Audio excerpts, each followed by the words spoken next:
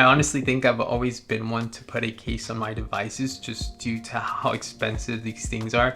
And so with the 14 Pro, I opted to go with that one. Now there is reasoning behind that. One, Apple Care Plus, and two, I honestly just thought it deserved to be used without a case. These things look pretty dope.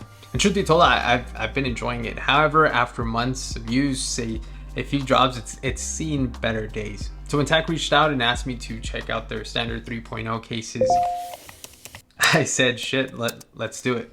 Now a little background info, TAC is known for their thin-ass cases, so you can basically kiss any sort of moderate drop protection goodbye. You're mostly gonna get minimal protection. These are gonna keep your phone safe from surface scratches coming from laying your phone on a table or taking your phone in and out of your pocket.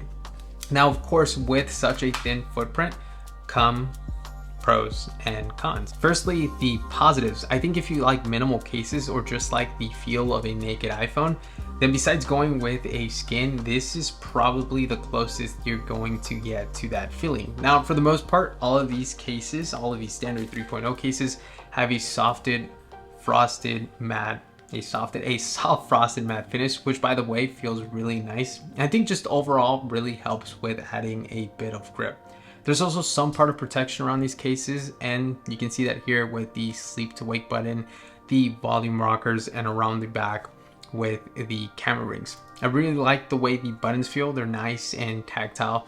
Also, I think the cameras are probably the most protected. They have this outer ring along with these inner rings for each camera. Now, cutouts are nice and wide. I personally have not had any issues with cables or getting to the mute switch. Normally with thicker, much bulkier cases, I'm having to kind of pry my fingernail in there to kind of get to it. But here it almost sits flush, so it's definitely being fairly convenient. In terms of look and feel, these are great. I think the frosted finish and the added protection is probably something I haven't really seen with similar cases. It makes these, in my personal opinion, some of the best thin cases for the 14 series. So let's go ahead and talk about some of the negatives. Again, these being such thin cases coming in at 0.35 millimeters, they really are just thin, which in return are not going to offer much drop protection. With that, there isn't much room for padding or any sort of drop protection technology here. So all you're really getting is a minimalist case. There is also a lack of MagSafe, so do keep that in mind. However, there is an additional accessory that you can purchase that helps aid with that. This being the MagSafe ring. So just keep that in mind that you will have to add that to get a full MagSafe compatibility. I do have two other concerns though, those being durability and cleanliness. Now to clarify, I mean durability when dropping these cases. I do see them perhaps just getting fairly significant damage on the point of impact or just holding their shape after the fact. As for cleanliness, I have had some sort of debris and grime get stuck between the camera rings and that outer ring.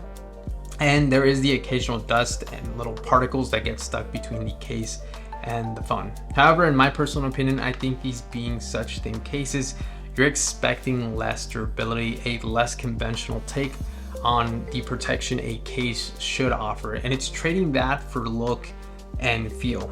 Now again, these do come in at $32, but I definitely think that these cases are for the minimalists, those that don't want the bulk and just prefer the overall feel of a close to raw iPhone. So yeah, so for $32, you can get these thin cases, and then I believe these come at $9. Anyways, I'll go ahead and drop some links down below so you guys can check those out.